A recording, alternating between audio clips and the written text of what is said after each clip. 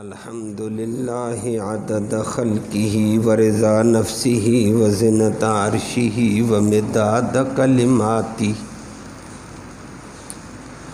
والصلاۃ والسلام علی صفوۃ رسلہ وخیر خلقہ محمد وآلہ وصحبہ اما بعد فاعوذ باللہ من الشیطان الرجیم بسم اللہ الرحمن الرحیم وَإِن كَانَ رَجُلٌ يُورَثُ كَلَالَةً أَوْ امْرَأَةٌ وَلَهُ أَخٌ أَوْ أُخْتٌ فَلِكُلِّ وَاحِدٍ مِّنْهُمَا السُّدُسُ فَإِن كَانُوا أَكْثَرَ مِنْ ذَلِكَ فَهُمْ شُرَكَاءُ فِي الثُّلُثِ مِنْ بَعْدِ وَصِيَّةٍ يُوصَى بِهَا أَوْ دَيْنٍ غَيْرَ مُضَارٍّ وصیۃً من اللہ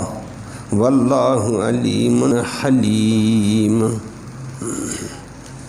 صدق اللہ العلی العظیم وبلغنا رسولہ النبی الامی الکریم قابل صد تکریم معزز سامعین کرام، میراث کے احکام آپ سماعت کر رہے تھے۔ اس پورے رکوع کے اندر میراث کے حقداروں کے حق ذکر ہوئے تھے۔ ابتدا میں ولادت کے رشتے کا ذکر کیا کہ ولادت کے اعتبار سے بچے ہیں تو بچیاں ہیں، ان کا کیا حق ہے۔ پھر اسی کے ساتھ ساتھ دوسرے نمبر پر ولادت میں بچے ماں باپ تھے، ان کے حقوق ذکر کر کے رشتہ ازدواج کے سبب کو ذکر کیا، میاں بیوی کا کیا کیا حصہ ہوگا۔ پھر اسی کے ساتھ چلتے ہوئے آج اللہ رب العالمین نے ایسے بندے کا، ایسی بندی کا ذکر کیا جس کے ماں باپ نہیں ہیں، اور نیچے ولادت کے رشتے میں بچے بچیاں پوتے پوتیاں بھی نہیں ہیں، ولادت کا رشتہ ہے ہی نہیں۔ اس کو شریعت کی، قرآن کی زبان میں کلالہ کہا ہے۔ تو اس کا ذکر کر کے فرمایا کسی کے ماں باپ نہیں، دادی دادا نہیں، نانی نانا نہیں، اور نیچے جب دیکھا تو بچے بچیاں نہیں، پوتے پوتیاں نہیں، تو فرمایا یہ کلالہ ہے، نہ اوپر ولادت کا رشتہ نہ نیچے، تو ہم اس کے بھائیوں کو دیکھیں گے، بہن بھائی دیکھیں گے۔ اور آج بہن بھائیوں میں سے اس بہن بھائی کا ذکر ہے جو احیافی بھائی ہیں، ماں شریک بھائی۔ فرمایا اس کا بھائی ہے تو بھائی کو اس کی کل میراث میں سے چھٹا حصہ ملے گا، اگر بہن ہے تو اس کو چھٹا حصہ ملے گا، اور بہن بھائی مشترک ہیں یا دو بھائی ہیں، دو بہنیں ہیں، دو تین بھائی ہیں، بہنیں ہیں، تو ان کو تہائی میں ساروں کو شریک کیا جائے گا، برابر برابر۔ بقیہ بچا ہوا دیگر رشتہ دار لیں گے۔ اور ساتھ ساتھ پھر وہی مسئلہ دوبارہ دہرایا کہ یہ آیت میں 3 جگہ اسی آیت میں اس جملے کو دہرایا کہ میراث اس وقت تقسیم کی جائے گی، پہلے تجہیز و تکفین کریں گے میت کی، اس کے بعد اس کا قرضہ ادا کریں گے، اس کے بعد اس کی وصیت ادا کریں گے، بچے گا تو میراث تقسیم کریں گے، نہ بچے تو کیا کریں۔ آج بھی اسی بات کو دوبارہ دہرایا، لیکن ساتھ ساتھ وصیت کے لیے کہا کہ وصیت نقصان دہ نہ ہو، نقصان دہ ہوئی ہم اس کو نافذ نہیں کریں گے، شریعت کے خلاف ہوئی، وہ پہلے بھی اس کا تفصیل سے ذکر ہوا تھا، آج بھی آنے والا ہے۔ لفظی ترجمہ سماعت فرمایا وَإِن كَانَ اگر ہو میت رجل ایسا بندہ مرد یورث کہ اس کی میراث دی گئی ہے کلالتن کلالہ کی صورت میں، اور امراتن یا عورت ہے اور وہ بھی کلالہ ہے، وَلَهُ اور اس میت کے لیے ہے اخن بھائی، او اختن یا بہن ہے، تو فَلِكُلِّ واحد پھر ہر ایک کے لیے منہما اس بھائی میں سے یا بہن میں سے السدس چھٹا حصہ ہے، بہن کو چھٹا ملے گا، بہن بھائی ہوا تو بھائی کو۔ نمبر 2 فَإِن كَانُوا اکثر اگر وہ بہن بھائی زیادہ ہوں من ذالک ایک سے، ایک بھائی نہیں دو بھائی ہیں، ایک بہنیں نہیں دو بہنیں ہیں، یا مشترکہ ہیں دونوں، فہم تو پھر وہ سارے کے سارے بہن بھائی شرکاء شریک ہوں گے فی الثلث تہائی حصے میں، سدس سے ان کو تہائی 1/3 تک لے جائیں گے، لیکن یہ جائیداد کب ہوگی؟ من بعد وصیت، یہ بعد اس کے کہ وصیت کے بعد، یوصا جس وصیت کی گئی ہے، بہا او دین یا قرضے کے بعد ہوگی، لیکن وہ وصیت غیر مضار، اس میں کسی قسم کا نقصان نہ ہو، وصیتم من اللہ، آخر میں اللہ نے فرمایا تمہاری وصیتیں اپنی ہیں، یہ جو میں نے حق دیے ہیں یہ وصیت ہے من اللہ، اللہ کی طرف سے، کہ فلاں کا اتنا حق ہے، فلاں کا اتنا حق ہے، یہ رب کہتے ہیں میری وصیت ہے، تمہاری وصیتیں سے میری وصیت زیادہ بہتر ہے، واللہ علیم اور اللہ خوب جانتا ہے تمہارے ظاہر اور باطن کو، حلیم وہ حلم والا بردبار ہے، جو فیصلے کرتا ہے بڑی بردباری کے ساتھ کرتا ہے۔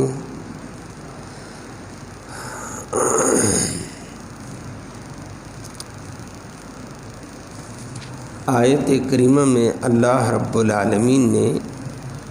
میراث کا ذکر کلالے کے اعتبار سے کیا، کلالہ کل کے لفظ سے ہے، اور اصطلاح میں بڑی جامع قسم کی کلالہ کی تفسیر یوں کریں گے، تعریف یوں کریں گے کہ جس کے اصول بھی نہ ہوں فروع بھی نہ ہوں، بس الفاظ بدل کر یوں کہہ دوں، اصول اصل ماں ہوتی ہے، باپ ہوتا ہے، دادا ہوتی ہے، دادی ہوتی ہے، تو جس کی ولادت کے رشتے میں اوپر والے بھی رشتہ دار نہ ہوں،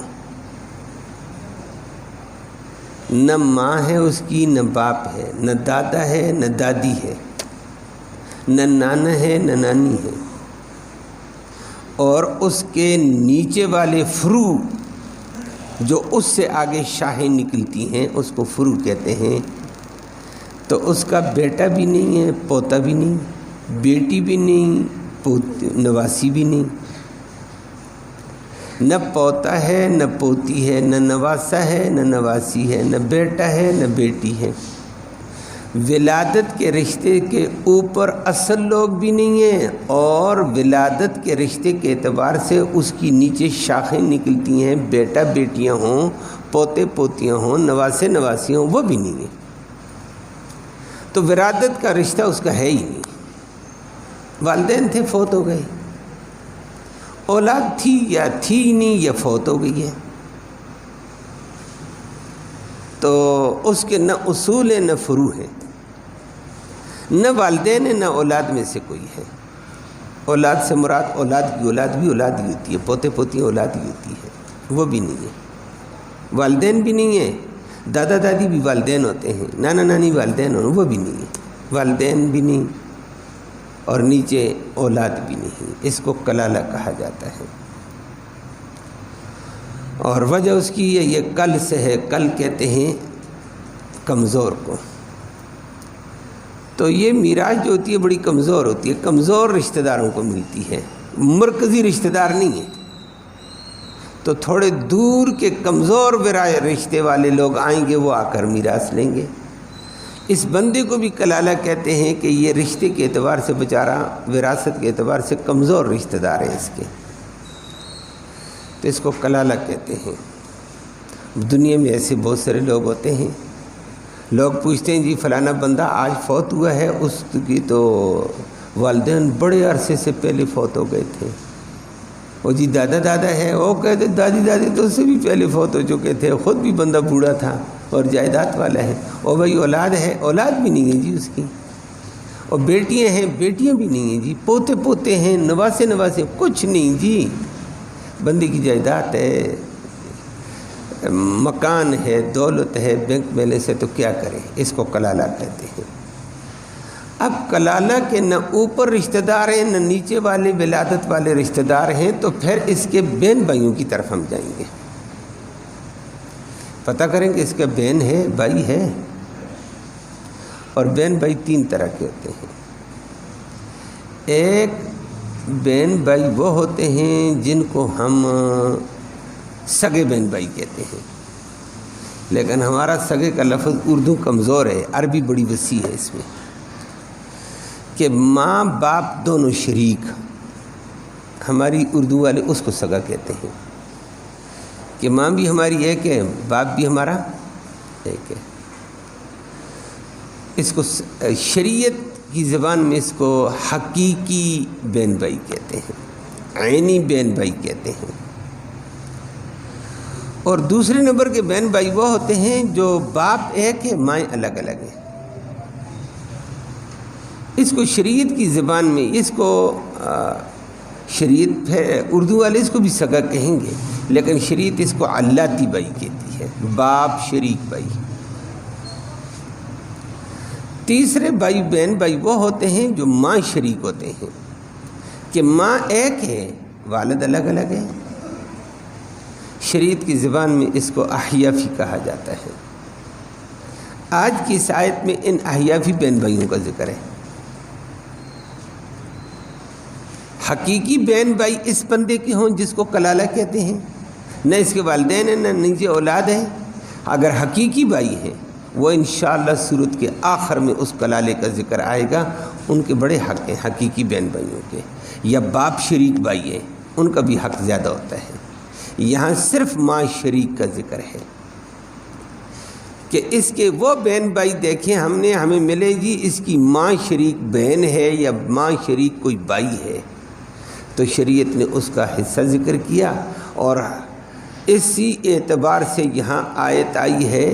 تمام محدثین کا مفسرین کا اتفاق ہے، یہاں اخن اور اختن جو آیا ہوا ہے،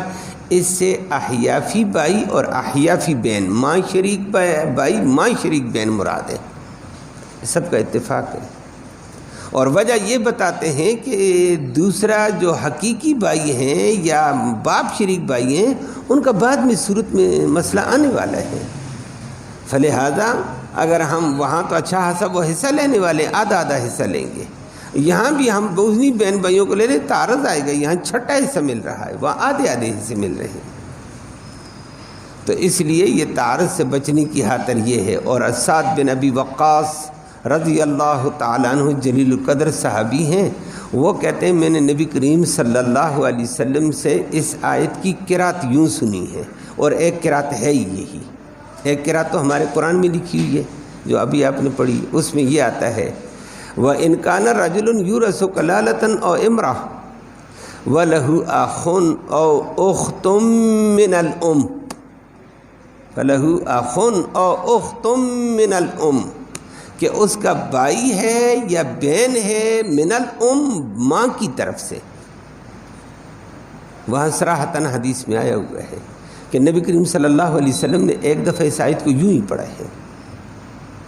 اور سعد بن ابی وقاص کہتے ہیں میں نے سنا، اور سعد بن ابی وقاص اسی طرح اس آیت کو پڑھتے تھے، کہتے ہیں میں نے خود نبی سے سنا اس طرح۔ تو مسئلہ حل ہو گیا ہے قرات کے اعتبار سے کہ یہاں احیافی بہن بھائیوں کا ذکر ہے، کہ جس کی نہ اوپر اولاد ہے نہ نیچے اولاد ہے، تو پھر ہم اس کے احیافی بھائی ہیں، حقیقی بھائی بھی نہیں، باپ شریک بھائی بھی نہیں، ماں شریک بھائی ہیں، تو ماں شریک بھائی میں سے ایک بھائی ہے، اس کو اس کی جائیداد کا چھٹا حصہ ملے گا۔ باقی چھٹا حصہ 1/6 تو اس کے بھائی کو مل گیا، باقی فرمایا باقی اس کے ماں کے رشتہ دار ہوں گے نا، اگر قریبی ولادت کے رشتہ دار نہیں ہیں تو اور رشتہ دار اس کے موجود ہوں گے نا، اس کے چچا ہوں گے، چچا کے بیٹے ہوں گے، ماں کی طرف سے رشتہ دار ہوں گے، ذوی الارحام ہوں گے، ہم ادھر دیں گے۔ تو بھائی کو صرف چھٹا حصہ، اگر احیافی بہن ہے، ماں شریک بہن ہے، وہ بھی چھٹا حصہ لے گی برابر۔ یہاں وہ مسئلہ نہیں ہے کہ بھائی کو ڈبل اور بہن کو سنگل، بھائی اکیلا چھٹا حصہ 1/6، بہن اکیلی چھٹا حصہ۔ نمبر 3، 2 بھائی ہیں یا 2 بہنیں ہیں، یا تیسری صورت بہن بھائی مشترک ہیں، تو پھر شریعت نے کہا اگر یہ اس طرح ہے، 2 بھائی ہیں، 2 بہنیں ہیں، کچھ بہنیں ہیں، کچھ بھائی ہیں، تو اس اپنے بھائی کی جائیداد کا 1/3 تہائی میں شریک ہیں سارے کے سارے، باقی 2 تہائی پھر ہم دیگر رشتہ داروں کو دیں گے۔ ان کو تہائی دے کر ان کو برابر تقسیم کیا جائے گا۔ للذکر مثل حظ الانثیین کا اصول یہاں نہیں چلے گا کہ بچیوں کو سنگل، بچوں کو ڈبل، نہ، یہ احیافی بھائی برابر کے شریک ہوتے ہیں، بہن بھی اتنی حقدار، بھائی بھی اتنی حقدار ہوگا، برابر۔ جس طرح ایک بہن تو سدس، دوسری بہن اگر دوسرا بھائی ہے تو سدس، اور اگر شریک ہیں متعدد 2 بہنیں 2 بھائی، متعدد بہنیں متعدد بھائی، تہائی حصہ دے کر برابر تقسیم کریں گے۔ کتنے فرد ہو، تہائی حصے کو ہم ان 2 میں، 3 میں، 4 میں برابر تقسیم کر دیں گے، لے لو، بقیہ 2 تہائی حصے دیگر رشتہ داروں کے ہیں گے۔ شریعت نے یہ حکم سنا دیا ہے، اور یہی کلالہ کے اعتبار سے مسئلہ آ گیا۔ جابر بن عبداللہ رضی اللہ تعالیٰ عنہ بھی فرماتے ہیں کہ میرا مسئلہ بھی ایسی ہی آیا تھا کہ میرے والدین بھی فوت، میری اولاد تھی نہیں، میں شدید بیمار تھا، بعد میں اللہ نے اس کو اولاد دے دی تھی، تو کہنے لگا یا رسول اللہ میں تو فوت ہونے والا، میرے والدین تو اب پہلے شہید ہو گئے ہیں، والد احد میں شہید ہو گئے آپ کے ساتھ، ماں بھی فوت ہو گئی ہے، میری اولاد بھی نہیں ہے، شادی شدہ تو میں ہوں، بیوی ہے، میری 9 بہنیں ہیں، تو آیت کریمہ یہی نازل ہو گئی ہے کہ 9 بہنیں ہیں تو ایک بہن تو نہیں ہے، ایک بہن چھٹا حصہ لیتی ہے، 2 بہنیں، 3 بہنیں، 4 بہنیں، تہائی حصہ، کل جائیداد کا تہائی حصہ بہنوں کا ہوگا، اور باقی بیوی کا اپنی جگہ۔ وہ بیوی کا پرسوں آپ نے سنا تھا کہ اولاد نہ ہو تو بیوی 4تھا حصہ لیتی ہے، اولاد ہو تو 8واں حصہ، بقیہ بچے گا چچے ماموں کو جائے گا۔ لیکن یہ نبی نے اس وقت مسئلہ تو اللہ نے قرآن میں نازل کر دیا، نبی نے سنا دیا، بعد میں اللہ نے اس کو اولاد بھی دے دی، ہمارے لیے بعد والے آنے والے دور کے لیے مسئلہ آسان ہو گیا، حقیقت کھل گئی۔ یہ بات ختم۔ اگلی بات قرآن نے پھر ذکر کی ہے، والدینوں کے حق کو ذکر کر کے پھر وراثت تب ہوگی، پہلے قرضہ ادا کرو، پھر وصیت ادا کرو، بچے گا تو تب کرنا۔ اور ازدواج کا رشتہ کا ذکر ہوا، دوبارہ اس لفظ کو ذکر کیا۔ آج یہ لفظ دوبارہ آ رہا ہے، قرآن بار بار کہتا ہے کہ یاد رکھنا میراث بعد میں تقسیم کریں گے، پہلا کام میت کے مال میں سے اس کی تجہیز و تکفین کا ہے، اس کا کفن، اس کی قبر کا انتظام کریں گے،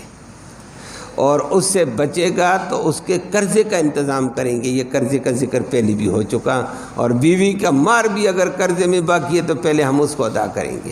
بعد میں بیوی وارثہ بھی بنے گی، لیکن پہلے اپنا قرضہ مار کر لے گی کل جائیداد میں سے، بعد میں وارثہ بھی بن جائے گی۔ اللہ نے آج بھی اسی بات کا ذکر کیا کہ یہ معاملہ قرضے کے بعد ہے، اور قرضے کے بعد وصیت اگر اس نے کی ہے تو وصیت کے ادا کرنے کے بعد ہم میراث تقسیم کریں گے۔ اور وصیت کے لیے لفظ بھی ایک استعمال کر دیا ہے کہ وصیت ایسی ہو غیر مضار، نقصان دہ نہ ہو، اور وہ آپ کے سامنے پہلے تفصیل گزری ہے کہ وصیت کرنے والا اپنی جائیداد میں سے تہائی یا اس سے کم کی وصیت کر سکتا ہے، زیادہ مال کی وصیت نہیں کر سکتا ہے، زیادہ کی کرے گا یہ رشتہ داروں کو نقصان دے رہا ہے، غیر مضار کہ وصیت نقصان دہ نہ ہو۔ زندگی میں سارا مال دے دو جس کو دیتے ہو، لیکن فوت ہوتے وقت بیماری کے عالم میں وصیت تہائی تک چلے گی، بس اس سے زیادہ ہم نافذ نہیں کرتے ہیں۔ شریعت کہتی ہے نقصان دہ، وہ سعد بن ابی وقاص کی تفصیلی روایت ہے۔ تو فرمایا وصیت یہی ہے۔ وصیت کی دو قسمیں ہوتی ہیں، اور یہاں اسی کو ذکر کیا ہے کہ پہلے میت کے مال میں سے تجہیز و تکفین کرو، پھر اس کا قرضہ ادا کرو۔ نمبر 3 وصیت۔ وصیت کی پھر 2 صورتیں ہیں۔ تیسرے نمبر پر ایک وصیت فرض ہوتی ہے، وہ کیا ہے؟ مرنے والا بے شک بیماری کے عالم میں جا رہا ہے، اب وصیت کرتا ہے تو فرض وصیت پوری کرنی پڑے گی، وہ جتنی ہوگی کرنی پڑے گی۔ کہ وہ وصیت کر کے گیا کہ میں سال سے بیمار ہوں، میں نے نمازیں نہیں پڑھی ہیں، میری نمازوں کا فدیہ دینا۔ اب یہ وصیت پوری کرنی فرض ہے، ہم اس کے سال کی نمازوں کا فدیہ ادا کریں گے۔ اگر وصیت سارے مال کو کھاتی تو کھانے دو، وارثوں کے لیے نہ بچے تو نہ بچے، نہ کیا کریں۔ اگر اس نے یہ وصیت کی تھی کہ بھائی میرے ذمہ فلاں بندے کا قرض ہے اور یہ فلاں چیز میرے پاس ہے، یہ فلاں بندی کی ہے، یہ اس کو دینی ہے ہی اسی کی، یا اس کا قرض ہے یا اس کی امانت ہے میرے پاس، یہ وصیت تو کر کے گیا تو یہ وصیت پوری کرنی ہمارے ذمہ لازم کہ ہم اس کی مال میں سے اس کا قرض، اس کی امانت، اگلی کی چیز حوالے کریں گے، جائے ساری جائیداد جاتی جانے دی جائے۔ یہ تو اگلے کا حق وہ ظاہر کر کے چلا گیا ہے، یہ وصیت لازم ہے۔ یا اس نے وصیت کی کہ میرے مال تو بچا ہوا ہے لیکن میں نے 2 4 5 6 7 سال سے میں زکوٰۃ ہی نہیں دے رہا تھا، تو میں آج مر رہا ہوں، خدا کے بندو میرے مال میں سے میرے 10 سال کی زکوٰۃ دینا۔ اب اس کے 10 سال کی زکوٰۃ ہم نے پوچھی، بابا تو اتنے عرصے سے مالدار ہے، زکوٰۃ کتنی بنے گی؟ اس نے کہا فلاں دور میں میرے پاس اتنا پیسہ تھا، فلاں سال اتنا تھا، فلاں سال اتنا۔ آج اس کی زکوٰۃ ادا کریں گے۔ یہ زکوٰۃ اگر سارے مال کو کھاتی تو کھانے دو، یہ فرض ہے، ہم ادا کریں گے۔ یا اس نے وصیت کی تھی کہ میرے ذمہ حج فرض تھا، میں حج ادا نہیں کر سکا، یہ فریضہ ہے اللہ کا، فلہذا میرے جائیداد میں سے میرا یہ حق، میرا یہ حج بدل کے طور پر میرا وارث کرے گا، یا کوئی دیندار بندہ اس کی تمام فرائض، سنن اور مستحبات کو پورا کرتے ہوئے جو کر سکتا ہے میرے اس فریضے کو پورا کرے گا، یہ میں وصیت کرتا ہوں۔ بالکل اس کے مال میں سے یہ وصیت نافذ کی جائے گی۔ اور اگر اس کا آج کل تو ماشاءاللہ وہ لاکھوں کی شکل میں آیا ہوا حج، 11 لاکھ ہے، 12 لاکھ بچا ہی اس کا 11 لاکھ، تو 11 لاکھ کے اندر ہم حج والے کو کہہ دیں گے بابا حج لازم ہے، یہ وصیت پوری کرنی پڑے گی، پیچھے کچھ بچتا ہی نہیں تو میراث کیسے تقسیم کریں؟ یہ وہ وصیت ہے جو اللہ کے حقوق میں یا بندوں کے حقوق میں اس نے وصیت کی ہے، یہ پوری کرنی پڑے گی، یہ فرض ہوتی ہے۔ اور ایک وصیت مستحبہ ہوتی ہے۔ وصیت مستحب نہ اس نے قرض کی وصیت کی ہے، نہ کسی کے حق کی وصیت کی ہے، نہ کسی کی امانت کی وصیت کی ہے، نہ زکوٰۃ کی وصیت کی ہے، نہ حج کی وصیت کی ہے، نہ نمازوں کے فدیے شدیے کی، نہ روزوں کے فدیے کی وصیت کی ہے۔ کہا ایسی کوئی بات نہیں، میرے روزے پورے ہیں، میں نے رکھ دیے، میں نے نمازیں پوری کی ہوئی ہیں، میں نے رکھ لیے ہیں، لیکن کہتا ہے اضافی مستحب ہے، میں جا رہا ہوں دنیا سے، کمائی کی تھی تو میں کسی غریب کو، کسی بیوہ کو، کسی یتیم کو، کسی مسجد کو، کسی مدرسے کو دینا چاہتا ہوں مال، وہ وصیت مستحب ہے، وہ 1/3 میں ہم نافذ کریں گے۔ زیادہ کہتا ساری میری جائیداد دے دو مدرسے کو، نہیں دیں گے، 1/3 میں دیں گے، باقی 2/3 تیرے وارثوں کا حق ہے۔ وہ وارث جتنے قرآن نے بیان کیے ہیں، ابھی آپ کے سامنے تفصیل آ گئی ہے، 2 3 4 دن سے یہ رکوع چلتا تھا، شریعت نے آخر میں کہہ دیا ہے وصیتم من اللہ، ایک تمہاری وصیتیں، میری وصیتیں یہ ہیں، فلاں کا اتنا حق ہے، فلاں کا اتنا حق ہے، میں رب کی طرف سے یہ وصیت ہے، تمہاری وصیت کا اعتبار نہیں، رب کی وصیت کا زیادہ اعتبار ہوگا۔ فلہذا کسی حقدار کا حق نہ مارنا، وراثت پورے حق کے ساتھ بتا دو اور تقسیم کر کے اس کے حوالے کر دو، فلاں کا یہ حق ہے، فلاں کا یہ حق ہے، فلاں کا یہ حق ہے، یہ اللہ کی طرف سے وصیت ہے۔ آتے کل ذی حق حقہ، ہر حقدار کو اس کا حق دے دو۔ واللہ علیم حکیم، اور اللہ بہت بہتر جانتا تھا، جو وہ فیصلے کرتا وہ ٹھیک ہے، حلیم، وہ حلم والا ہے، غلط فیصلے کرو گے تو ابھی نہیں پکڑے گا، دیر سے پکڑے گا، بڑا ساتھ پکڑ لے گا۔ اللہ ہم سب کو محفوظ فرمائے۔ اللہم صلی وسلم۔